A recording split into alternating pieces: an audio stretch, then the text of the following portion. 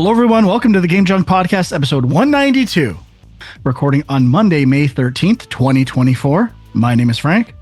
My name is Sean. And my name is Andrew. And we are all back. It's been a while. We will start with some gangrene and blue haze news, some megaton stories that we have to address.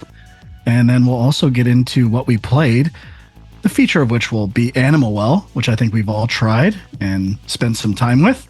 The game du jour. How you guys doing? Haven't seen you together, all three of us, in a few weeks. I know. I feel rusty. Thanks for holding down the fort, gents. I saw you got 2 shows out while I was gone. Was expecting 0, so 2. Holy, you guys are on fire. That's the podcasting life. You don't do a show. It's you have issues, so you have to. How was your vacation? It was excellent. Did a trip down to Washington, D.C. Did something like 26,000 steps the first day we were there. So the second day I was sore, which I was not expecting. That sounds like my New York trip. Yeah. Can't walk like that anymore. Can't handle it. Yeah. So we did all the walking the first day, and then the second day was a little more laid back museum stuff. So really good. And then we went to Myrtle Beach for a week, which was great. Spent a lot of time by the pool. Got to watch the kids swim, read books. Went to the beach one time for a couple hours, but that was good. It was great weather. So we really lucked out. The only bad thing was we drove down. So it was 8 hours to Washington, then another 7 or so to Myrtle Beach. And then on the way back, we hit some traffic. So like a 9-hour drive took 11. And then we stayed over just south of Pittsburgh and then drove the last 7 or so. And so I was kind of tired of the car by the end of that. But overall, it was good. It was a good trip. And the road trip aspect went much better than I was expecting. I thought the kids were going to be a nightmare, but apparently a stop every 2.5 to 3 hours for bathrooms and possibly ice cream is the key to success with the big road trip. There you go. Yeah. I know I drove to Myrtle Beach probably year 2000-ish, 2001, I think. And I drove straight there. And someone to go through like Virginia and like the mountains and stuff like that. That's the way I came back. Yeah, it took like 17 hours, I think. That. Well, that's about in line with me. Yeah. I drove the whole way. No stop.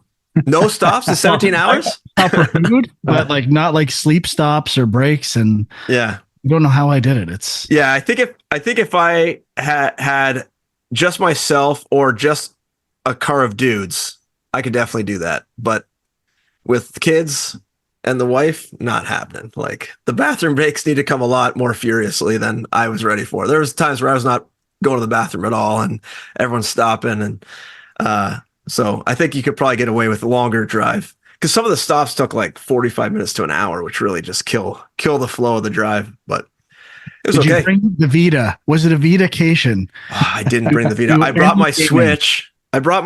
But I don't think I turned it on the whole time we were there. So I even downloaded that what was that retro phone emulator thing we were talking about, Delta or whatever it was called. And didn't even click it on. So I did no gaming while we were away, unfortunately. But you got to enjoy the views of where you're at. Gotta touch grass every now and then, right? That's exactly right. Actual authentic coastlines. That's right. Real, not Atlantic in Ocean. Yeah. Okay, let's get into the first piece of news. Microsoft closing a few studios, 3 major ones. Well, 2 major and then a smaller studio. Tango Gameworks, the studio that made Hi-Fi Rush, Arcane Austin that made Redfall, Evil Within series, and what was the other one? Prey? Prey, yeah. And Alpha Dog Games that worked on Mighty Doom. And then apparently there's a 4th studio, Roundhouse Studios, that's being absorbed by another team, but this kind of was a huge deal. Microsoft had been on an acquiring bender over the last few years, and then all of a sudden shut down many of those studios. And I think it led to a lot of discussions about this idea of absorbing studios and what it ultimately is going to mean when that happens, and how resources are going to be reallocated, and the big impact of those kinds of decisions in the gaming industry. And I don't know. My first thought was like Sony never seems to like Xbox is big on being the good guys of gaming, and then stuff like this happens, and it's like maybe it's not a good idea to talk about how great everything is and how awesome all the things you do for gaming is, when then you have to make decisions like this too. And it just kind of reveals part of the hypocrisy and the like just the falseness of some of their messages at times. So I don't know. I mean, it's Microsoft. They're one of the biggest companies in the world. So how genuine and authentic can they be when it comes to these things? So I don't know. What did you guys think? It's all about the corporate bottom line, baby. Well, I think also, like, Redfall was obviously a huge disaster for Microsoft financially. I don't know how long it took to develop, but I think it was in development for a long time. And it did seem like, even, sorry, I just want to say, I haven't gone back to Redfall, but I didn't think it was that bad. I'm still kind of not sure why there was like this huge revolt against it at the time. Like, everyone hated it and beat up on it. I played it and I didn't think it was that much worse than, an average game. I didn't understand why it was so focused on as being terrible.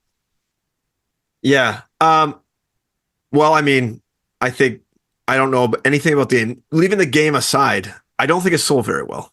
Sure, true. Which is the big thing you need to stay in business. And but I feel a big part of that was the reviews and people like just saying it's like the worst. Of course. Yeah. And like not getting, and like it doesn't have the same draw as a game like Fallout 76, where people buy it and play it because of the IP. Redfall is a new IP.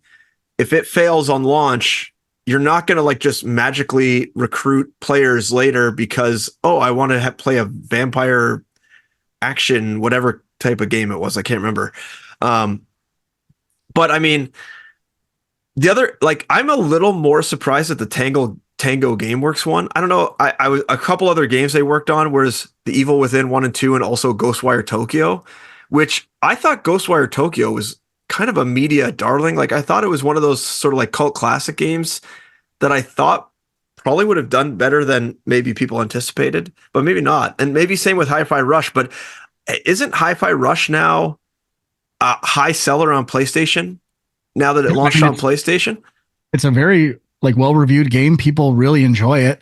So, I mean, we obviously don't know how much is closing the studios, but pulling talent that they want to keep and stuff like that, because Microsoft, they're still part of Microsoft to some degree, and who knows what happened behind the scenes. I really haven't dug into, Reddit posts or what actually happened at the layoffs or anything, but I mean, it does obviously sucks, and it's terrible for people who were affected by the layoffs, but it's like Hi-Fi Rush did pretty well. And another takeaway to me is, as you mentioned with Redfall, new IPs, like it sucks that new IPs that were good or decent at some degree are like that led to layoffs and closing studios, when all we get is sequels and other bullshit. And these were at least two new ideas that had potential. And it's like, oh, well, we'll just go back to making just more sequels and things other people want. Yeah. I wonder, sorry, Sean, I wonder how many, I wonder also if it's, like where Microsoft studios are located right now. I'm almost wondering if there's like reducing redundancy right now aspect to this, where you have maybe studios like Austin's a pretty big hotbed now. I think Bethesda might be there, or maybe one of their other studios. So I wonder if, this is a way to close a studio, get rid of a QA team you don't really need, maybe get rid of some of the, lower end people you don't really need, and then just have the top end talent get absorbed into like Bethesda or one of your other studios that you already have a corporate office for. So why not amalgamate those teams into one location? So still in the same city, and just get rid of the overhead of running a second office with all the other overhead that comes with that. I wonder if it's something like that. I didn't read the article thoroughly on all the websites, but you guys read any of the articles about what the layoffs entailed? Did people was it a full shedding of everybody? I'd be think surprised. So. I think they're bringing some people to other teams. Yeah, you'd think so. I don't know. Like that, like Frank said, the fourth studio is being absorbed, so maybe that's part of that. Like I don't know about the other ones, but like we haven't really talked about it. Obviously, layoffs have been running rampant over the last year in the games industry, like to an insane level. And I think Microsoft has done some layoffs already earlier this year, if I'm not mistaken. And there was stuff relating to the Blizzard acquisition too, wasn't there? Yeah, I think so. But, I think the big thing really is, like, if you said you were going to shut down the studio that made Redfall, maybe people would be like, yeah, I can see that. Even though, like, obviously people have pointed out that Prey is a great game. I haven't played it, but maybe people would understand. But it's the Hi-Fi Rush developers that's, I think, really getting people worked up, because they're like, this game was really well reviewed. Like, this is what Game Pass is supposed to be. You're acquiring studios, and it's not so much about game sales. It's about, we want that indie darling that's going to be talked about that makes people want to subscribe to Game Pass. And that's exactly what they were. And you just shut them down. So, like, what's going on there? And I did read some stuff that apparently Game Pass subscriber numbers have been going down over the past year, or at least leveled off. So they're not growing anymore, which, is leading some people to believe that they're really not as focused on that as their strategy anymore. And they're kind of going back to, we need some big AAA hits. I think there was a quote from somebody, maybe Matt Booty or something. He said, like, we're reallocating resources to focus on high impact games, I think was the quote. And I think he referenced Bethesda, which makes me think they're either moving people or money to Bethesda to work on Fallout 5, because we know all of a sudden Fallout is back on the charts and they need something new for that franchise, I'm sure. If that's the case, I would think the first thing they would do is remake Fallout 3 and possibly New Vegas. Yeah. Gosh, those are easy wins, and they will. Fallout 3 is only on Steam and like PS3, Xbox 360 consoles. There's no definitive edition or anything like that. So, I mean, if they just take their systems from Starfield and do some artwork, the design's done. I would be surprised if a lot of their systems, an idea like didn't translate to a definitive edition. So that seems like an easy moneymaker in the short term. Yeah.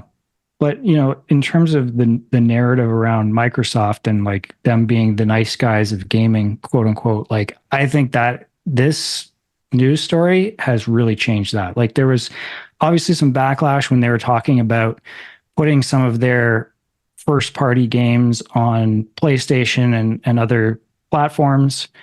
That one, you know what, like, I can see some justification for it. I think people were maybe a little bit freaking out over nothing. Like, it was a little bit of like Xbox fans wanting to just protect their baby. But this, like, I really don't see how you can spin this in any way to be good for gamers or the game industry. Like, it's pretty rough. So, yeah, I mean, it happens. It's happening a lot across the industry, but something about these particular studios is really striking a nerve with people. Well, everything is striking a nerve with people. We'll get to the Helldivers thing. So, yeah, I mean, at least Sony is always kind of maintained, I think, a status as like a corporate entity. Like, there's no personal touch with Sony that I can think of. It's like, we make games. People get mad at us for making AAA games and that win Game of the Year every year. And then it's just, flame wars and comment sections between these two companies. And I think Sony's strategy has typically been to just make the games, don't say anything. And now, well, let's move, unless we can go back if you want, but I think we can move on to the Helldivers thing. This to me feels like the first time in recent memory that I can think of, going all the way back to maybe the hacks and leaks with Sony, of like people being really pissed about Helldivers 2. And the story there is, now this is the part I'm not sure about. To my recollection, when Helldivers 2 was going to launch on Steam, they had said you would need to link it to a PlayStation account. And then somewhere between then and the launch of the game, they got rid of that. So I could have swore I heard that at some point, but you didn't need it to play eventually or currently. And then Sony announced that you were going forward, you were going to have a PSN account linked to your Steam account in order to play Helldivers 2. People were very upset about this. And to me, the really good reason that makes sense is you cannot get a PlayStation account in many countries where this game was already sold. So how they couldn't foresee that being an issue is mind-boggling to me.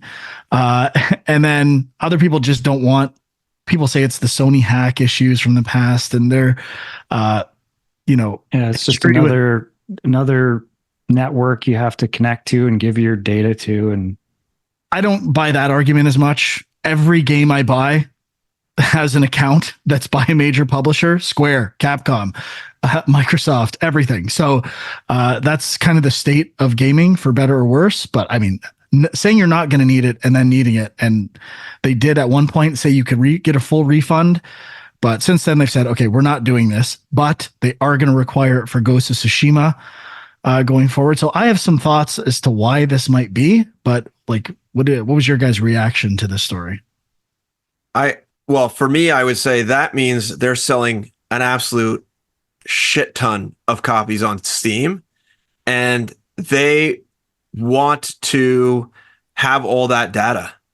Like, there's a lot of user data that comes along with like having a Steam account, and even just knowing the playtime of your users and being able to link Steam account IDs to your PlayStation IDs.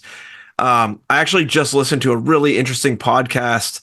The podcast called Designer Notes, and it's by the guy that made I can't remember the name. It's like one of those strategy games though. It's I'm killing myself. I think his newest game is called Old World, and he used to work on the Civilization series. He made a game before Old World. Can't remember what it's called. I think it was like a Mars or like a space game. But anyways, World Trading Company. Soren Johnson is the guy's name that runs that company. And so he had this interview with a guy who I had never heard of. I think his name was Mike Lashy or something like that. And this guy is like a big like money guy in the game industry, was a lawyer, did a lot of contract work, worked at EA, like all these big studios. And he was saying that when he was at EA, one of his big things was that across all the EA titles, they didn't know, like if you had a list of all your Madden players, they didn't know what other EA games those Madden players played. So like if you wouldn't know if a Madden player played NHL and NCAA and FIFA, and they're like, this is crazy. Like you have to have this data so you know how to market to these people.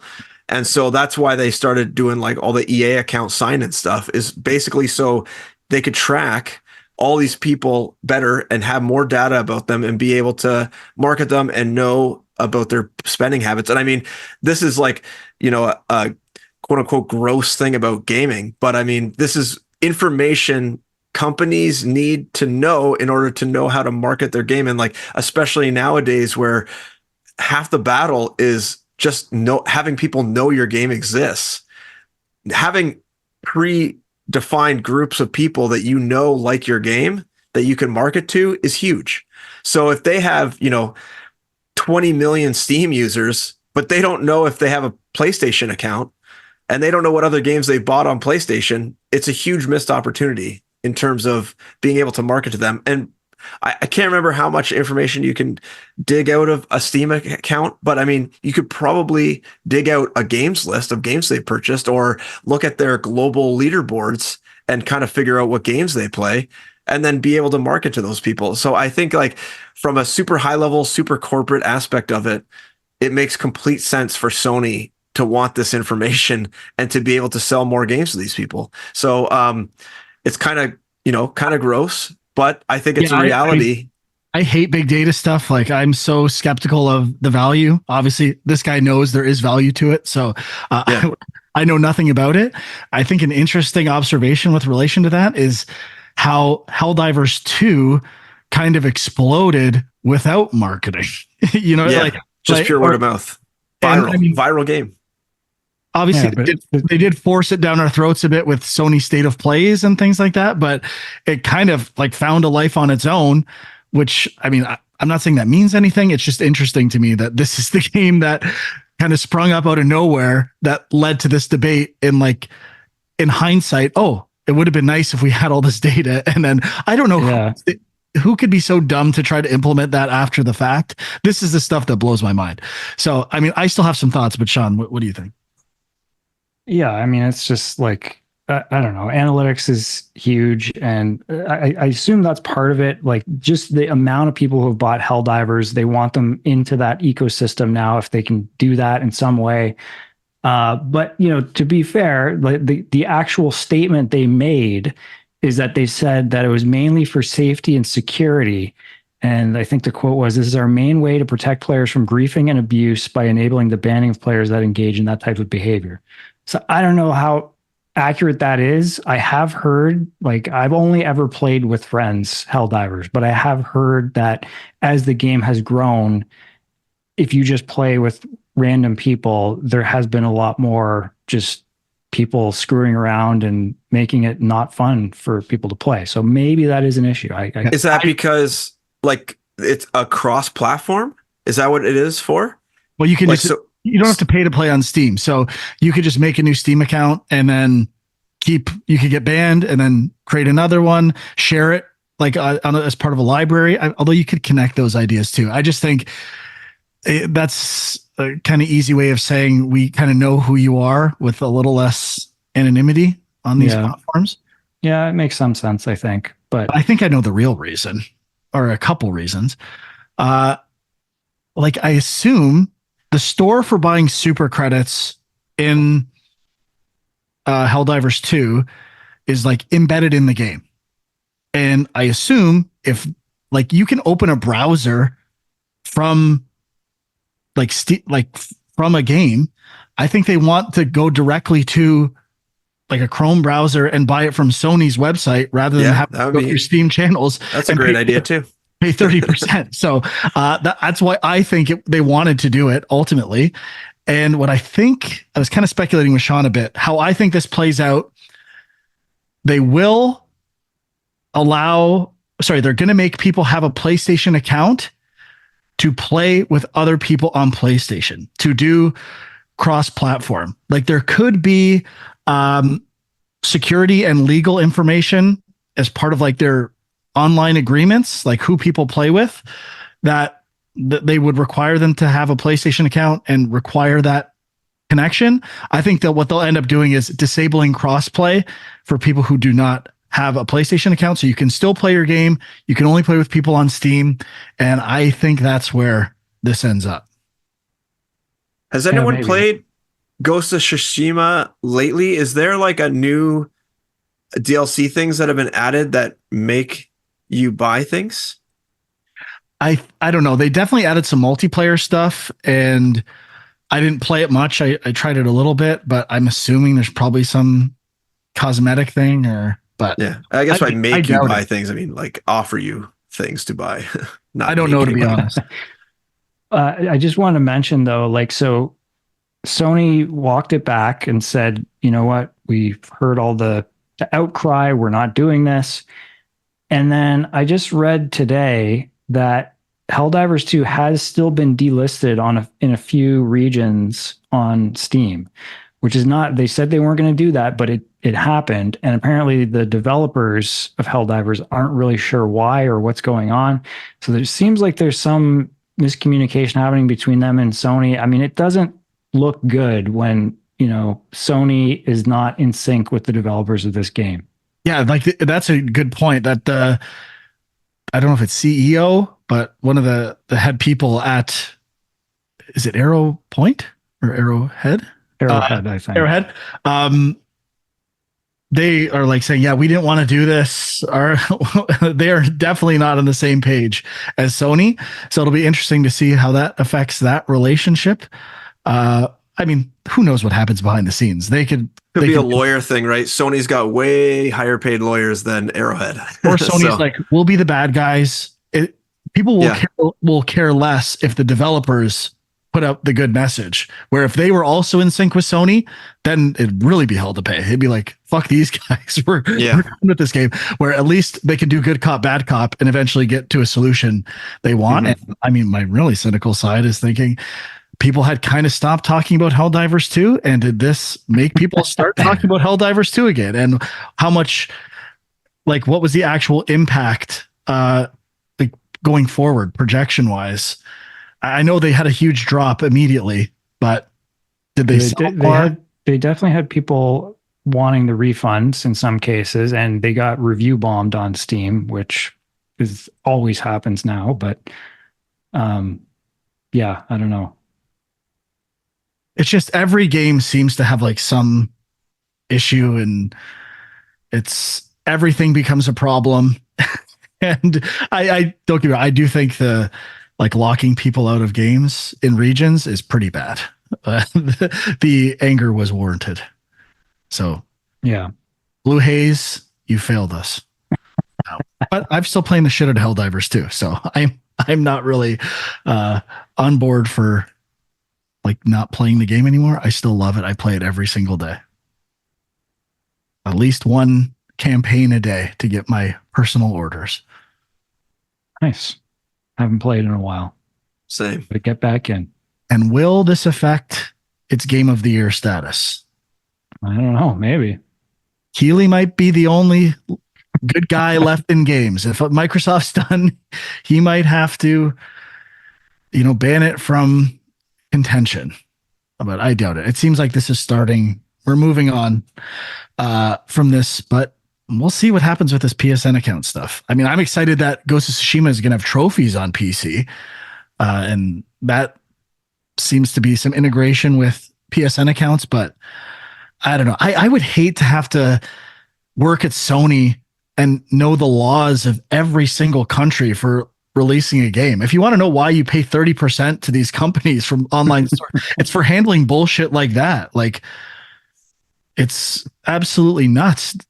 How could you know all of these rules, the lawyers that it would take to figure all this stuff out? And oh God, it's a disaster.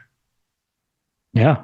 Even doing it yourself, like Huck would definitely know with multi-platform and localization stuff, like anything. Would I though? It is not fun. And that's only doing a small subset where Sony is doing it for every country on Earth, presumably, or as close to as many as they can. Yeah.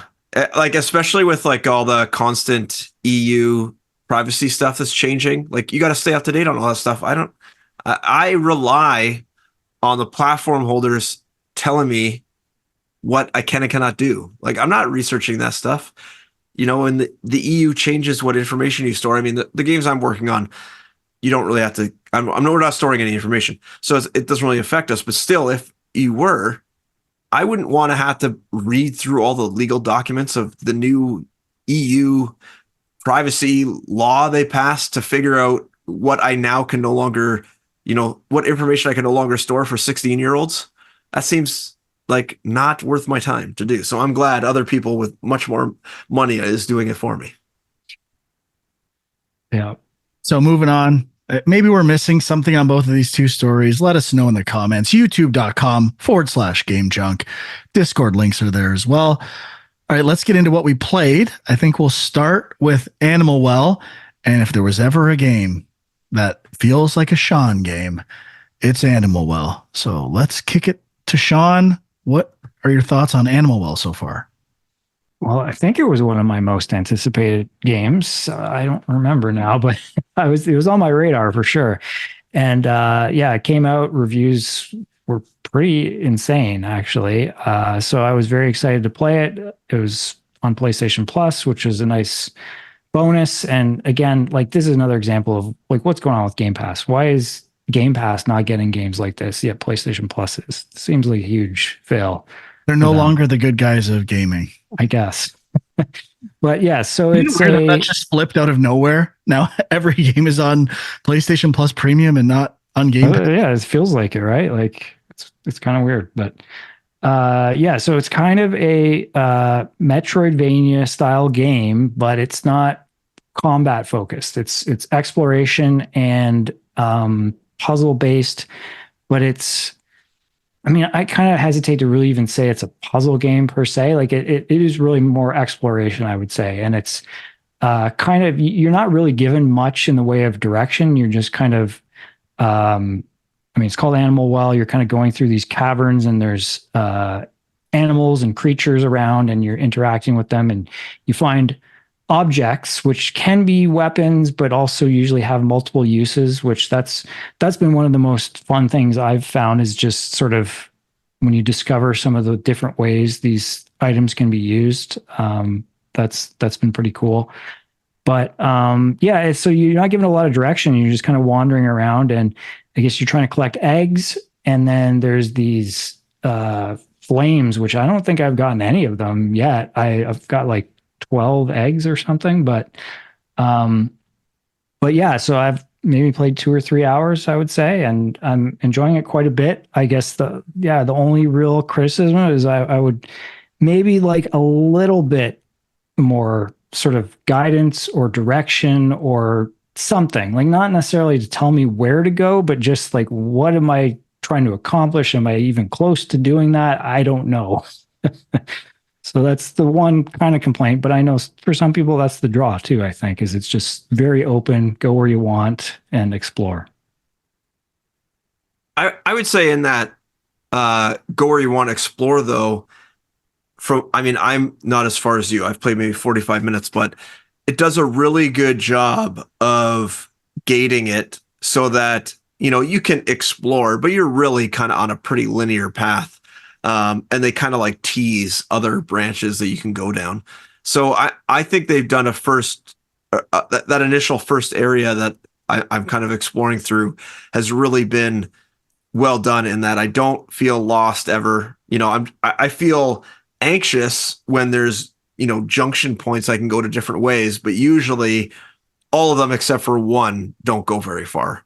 To begin with. So I think you might be surprised how, like, if you use things creatively, you can get pretty far early.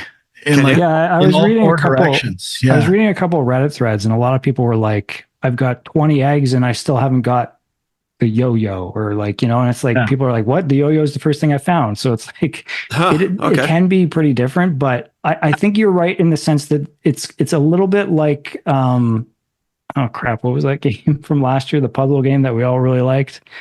Not Golden Idol. No. Why am I Cocoon? It's a little bit like Cocoon, where like once you kind of go into a branch, you'll get locked in and you can't necessarily leave a room until you've found the thing you need to find, right? Like in some cases.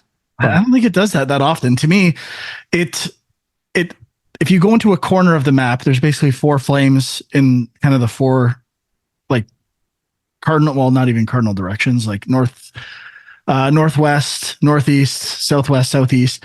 The idea there is you focus on one item. You usually get one item that's going to be the key item in that area. But if you have other items or do them in a different order, it's probably a little easier, or there's quicker ways, or you can find extra stuff when you're in that area. But to do the core quadrant, you really only need the one item. So the game it reminds me of the most in terms of that design is Breath of the Wild. And you kind of start in the center and there's 4 main directions you can go in and explore. And depending on what order you do them in, certain things will be easier or harder. But I found like I was exploring a lot. I don't disagree. So I should say I've beaten the main game. I got the first ending of the game with 35 eggs. So I've been... How long did it take you? Around 7 hours, I'd say. Okay. Don't know officially with that number. That's my guess. I did spin my wheels at a couple places in the game. There's like some really obscure stuff, and I did not use a guide. I was so close. And then I finally had a bit of a eureka moment. And I'd say my biggest issues are more intense moments where it's not combat per se, but it's like a combat like scenario where you have to defeat something. And that damn wiener dog. As soon as you fail, you kind of have to do it again and again. And, there's a part with a disc in the Northwest that like you kind of have to have this cat. You're kind of figuring out what you have to do. And I don't want to spoil too much, but I found like that area, I was like, I kind of wish it would just help, like Sean said, helped me a little bit or gave me a little more guidance. So I thought the main game was really great. I could use a little more detail in the map, and especially I would have been fine with once you get to the end game content. Now help me. I don't want to check a guide for this stuff, but I also don't want to go back and search every room. I wish it told me like, hey, you're missing something in this general area. So I could have the satisfaction of figuring out all the stuff myself with a little bit of like pointing as to where I need to look. That's my only major criticism, other than some small amounts of frustration with some higher stress. And I'd say when it comes to using certain elements like the bubble wand and the yo-yo and the disc, and I do love how obscure the power-ups are. Like it's not stuff you're typically used to. Like you can't jump through floors like you typically can in a Metroid. Like it kind of breaks conceptions of this genre, which I generally like. But it kind of reminded me a bit of the second Ori game, where using some of the items with precision, like having to do platforming, and for example, you can jump on the disc, and doing that reliably. I wish there was just a shortcut to like, let me jump on the disc rather than having to do this timing element, because it's not that interesting to me and it makes it more frustrating than fun once you figure out you can do that. So those are small complaints. Good to know. I didn't know you could do that. Yeah, I feel bad. I felt bad even saying that. Like it's kind of spoiler. But it's a really good game. I want to finish it and 100% it, but I feel like I'm going to have to use a guide. I could not take the time that would be required to find everything and look for small little gaps on the map, because you can't even zoom in that far where sometimes I can't even tell if it's a complete or a broken line segment in the map. And I'm like, I think I just need to figure out all the eggs I'm missing and go get them and just kind of know where generally it is. And then I'll figure out that room on my own. I almost got the vibes when I was playing in the initial little area of, I thought it was going to turn out to have some sort of like Fez elements to it, where there's sort of like hidden meaning and codes and stuff you kind of need to figure out. I don't know if any of that comes to fruition, but seemed like it was at least, trying to imply that was there. Yeah, I think there is. There's certainly not, to my knowledge, unless it's in the end game, something that makes you view the whole world in a different way and find out all these other things. But that might be coming. There's some certain types of walls where something has to flip with this, or something has to change. But sorry, what were we were saying? Oh, Fez. But there are small things like that. Audio, the sound plays every once in a while, and it means something, and I don't know what it means. I might have read that it might be like multiplayer, like something to do with people playing the game, and I don't know. What's interesting, like a journey type thing. Like there is this like ambient sound, and you also get like this random rumble on the controller, and it's like I couldn't figure out if there was a rhyme or reason to it. It just seemed to happen every now and then. So there's like a pinging sound that is clearly not part of the game world. It's almost like in a interface plane separate from the game. So it must mean something. Behind the fourth wall. Yeah, I don't know exactly what it means yet. So I do think I'm curious to know what it is. I do think Fez is a good comparison, though. Like maybe not.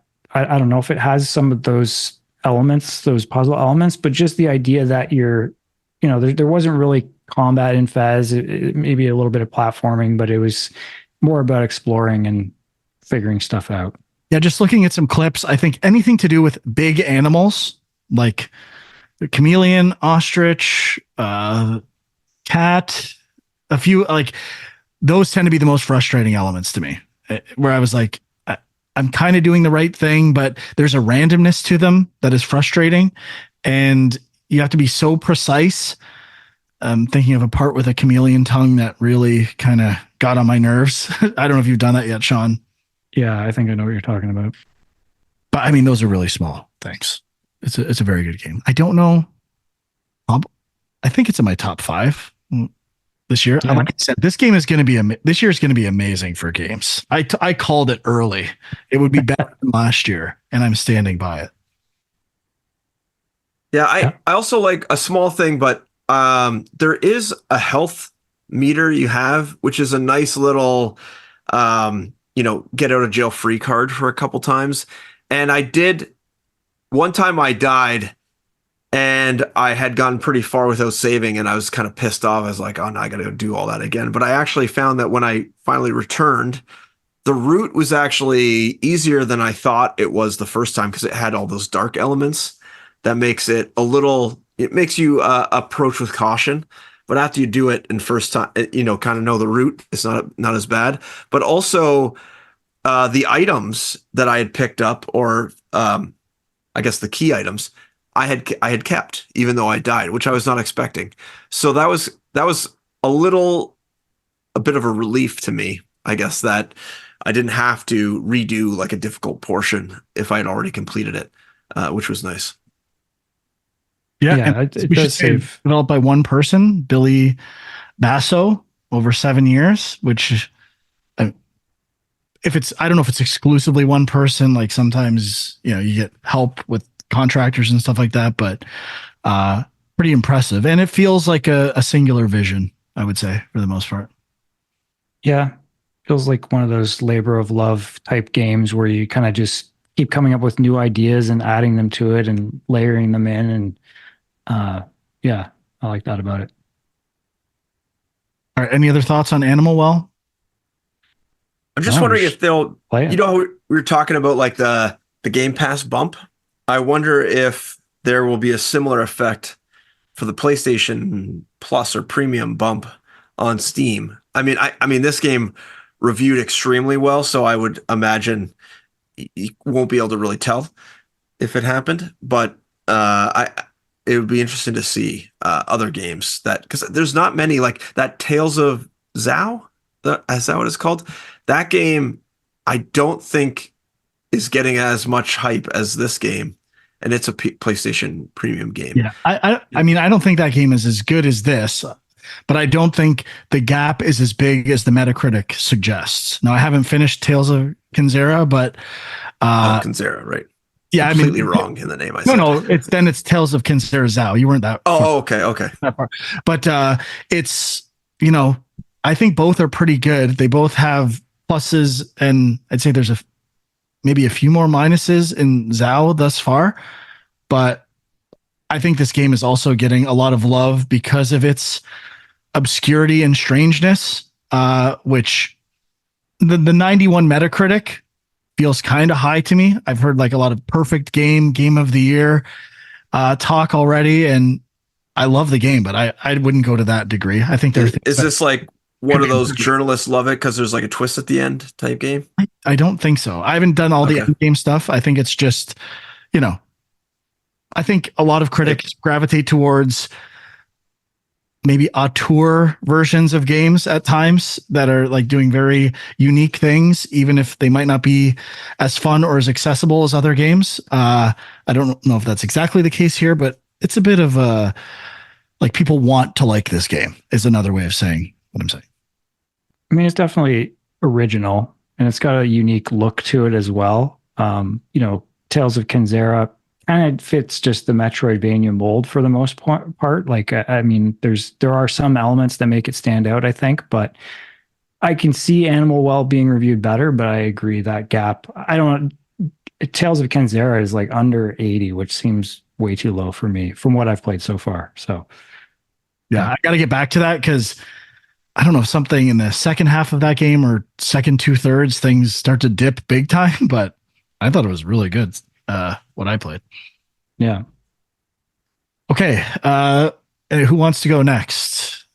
Before we move on from Animal, well, I took a while because I missed my mute button there. I thought the art style is really neat, and like I guess you could call it animation of the pixels is really like squashy and squishy. You know, like everything is really moving with intention, and even like the physicsy vines you walk through and all the lights you can hit and everything adds like a really neat detail to the world that I think probably fades to the background after you see it the first time, but it really makes the world alive, I think, even though it's pretty stark.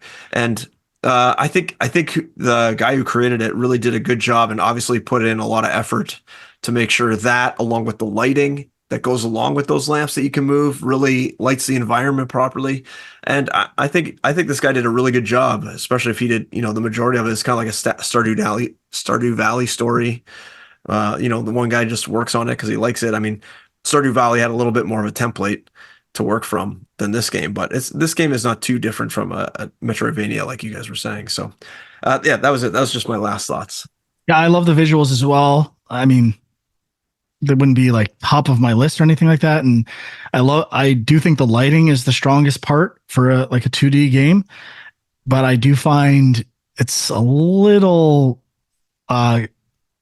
cluttered at times. Like I do find it's a little too messy and trying to discern information. I get the aesthetic. I like the general aesthetic, but I find at times it impedes like clarity and, you know, pattern recognition elements of the game. Yeah, and definitely the map, as you mentioned. Like I was playing a bit on the PlayStation Portal, and on a smaller screen, it's even harder to see details in that map. So even if you could zoom in one level further, I think that would help a lot of things too. Yeah. All right. Who'd like to go next? Well, I can mention just a game that I already talked about, but I finished. So I finished Mini Shoot Adventures, which is great. I kind of a little indie gem for this year. It seems to be getting pretty good reviews. I don't know if people are checking it out. I think it's only available on Steam currently, but this is the sort of Zelda meets Geometry Wars, like twin stick shooter bullet hell game, which just had a really addictive loop, and I kind of just kept wanting to play and explore and play a little more. And it was probably about 7 or 8 hours, and I would recommend checking it out. I gotta check this game out. It looks pretty rad. All right, Huck, anything Totally. you want? Yeah, I played. I was kind of harassing you guys. You haven't played this game yet, but Eiyuden Chronicles 100 Heroes. I played a little bit before my vacation, and then I played a little bit more when I got back. And this is the game that is most like Suikoden, and it's an RPG. You are going through the world, and you have a team of 6 characters, 3 in the front row, 3 in the back row, that can attack and, you know, do magic spells, do special attacks. They have like a combo type system, and I'm enjoying is all of that in the original? I've never played Suikoden. Is that basically the exact same combat system? Yeah, pretty much. Well, I mean, the 6 characters in your party, definitely. I don't remember there being like a combo system or quite as much magic. Like there's kind of 2 magic systems. There's like skill points and then magic points. I don't think there was 2 systems in Suikoden. Suikoden. And I keep thinking I'm saying Sokoban. So then my only complaint right now, I think the graphics look incredible. I think they're really, really neat, really well done. It's kind of like 3D backgrounds with 2D sprites, kind of similar to Octopath Traveler, except not as pixelated.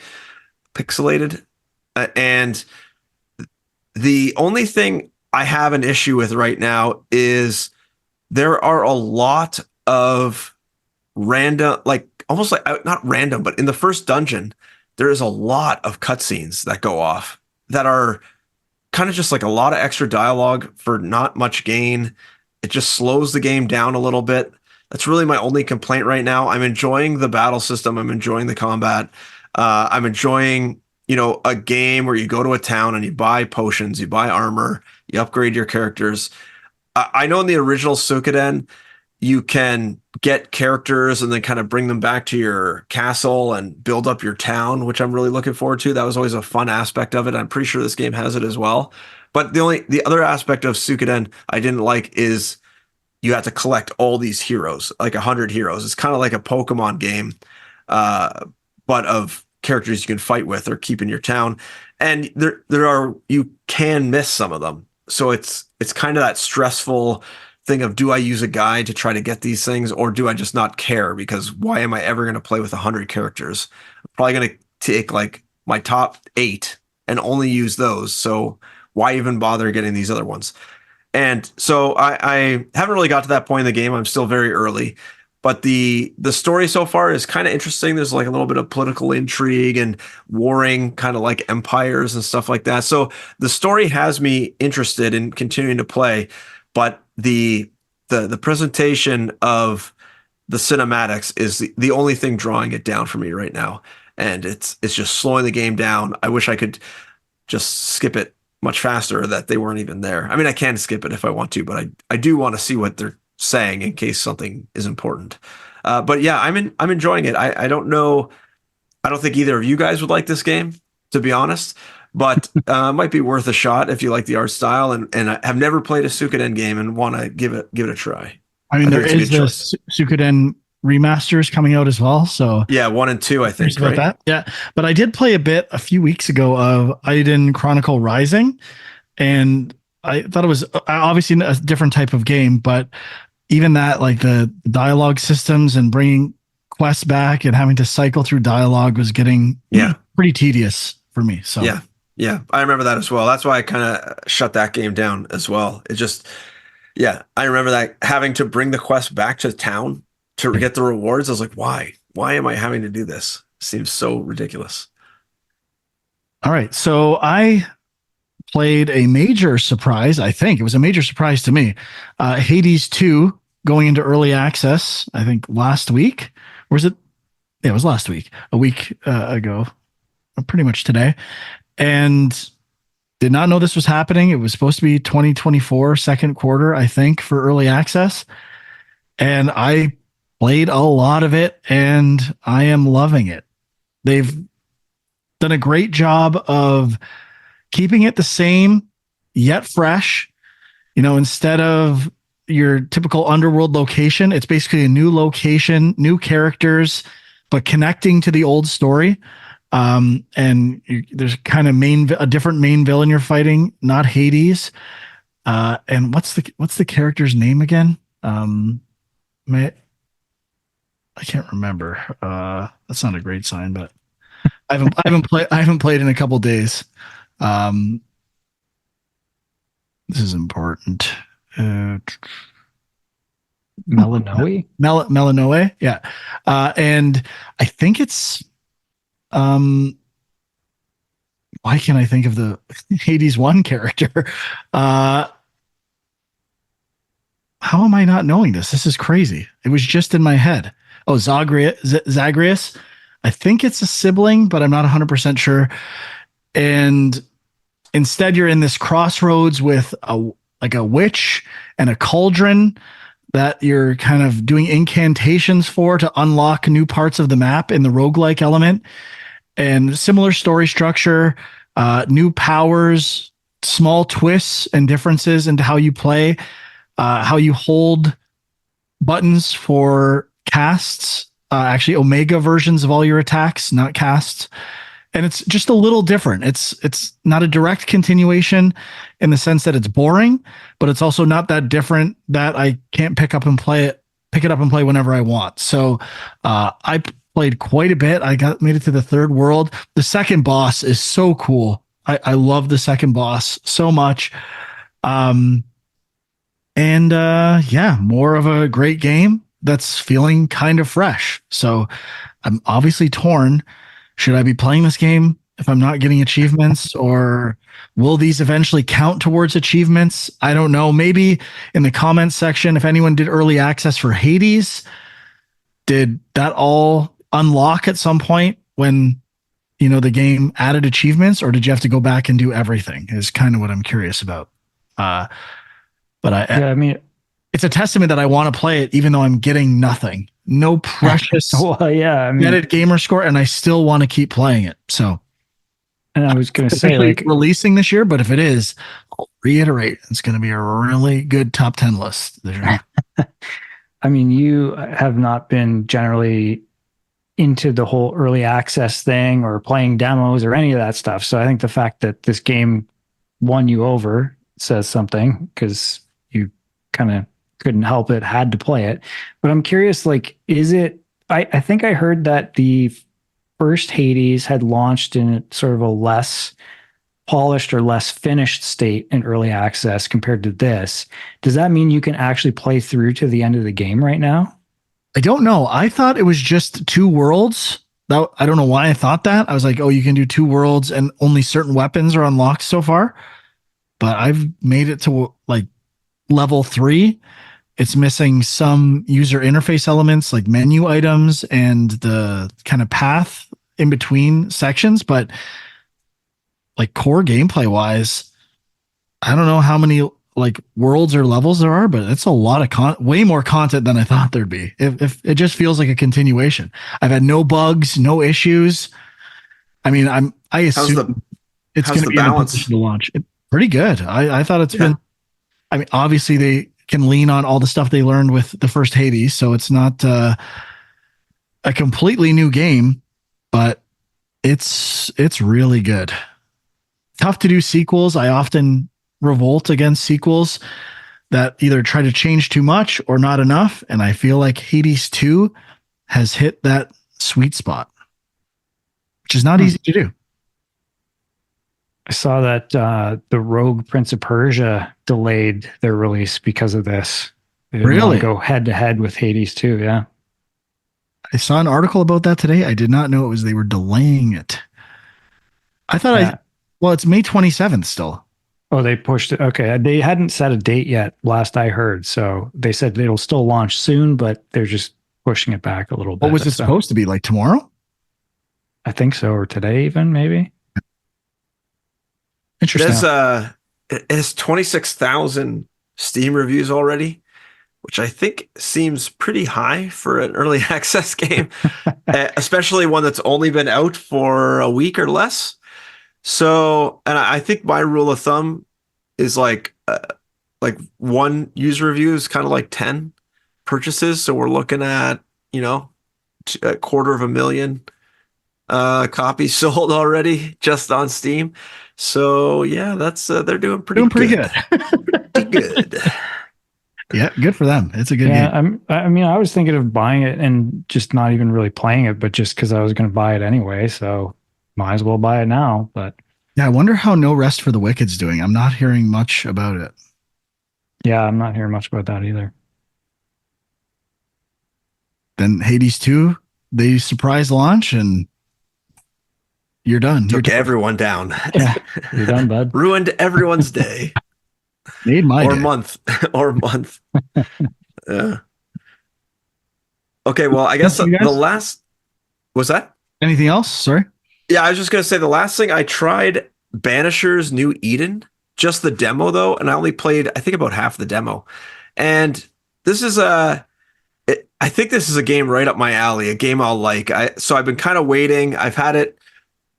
I'm ready to pull the trigger at the library on this one, but I haven't had the time. So I decided, you know what, let's download the demo, get a little taste, see what it's like. But it's a game set in the late 1600s, and you are a couple who are banishers, they call them.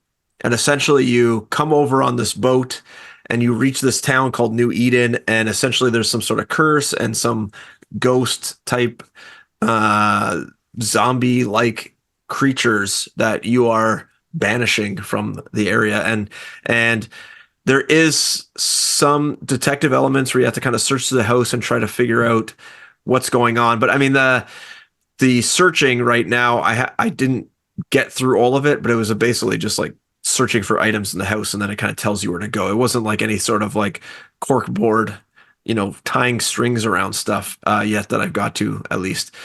And then the combat was pretty fun. The locomotion was pretty good. Nothing breakthrough here. Nothing out of the ordinary, but just a fun third person action game. And I think there's some sort of twist where the woman dies or something like that, because I think I've seen some trailers where she's a ghost. Oh yeah. And then you like use her soul or something. I don't know. So she's still alive in the demo. So I imagine at the end of the demo, she probably dies. And then that's kind of where the game really takes off and adds more mechanics.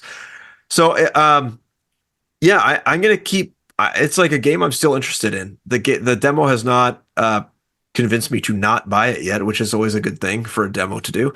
And I think if anyone's interested in those sort of like third person action games, which I think a lot of people are, I think this is a good, very under the table game that not many people have noticed, or I haven't seen much buzz about.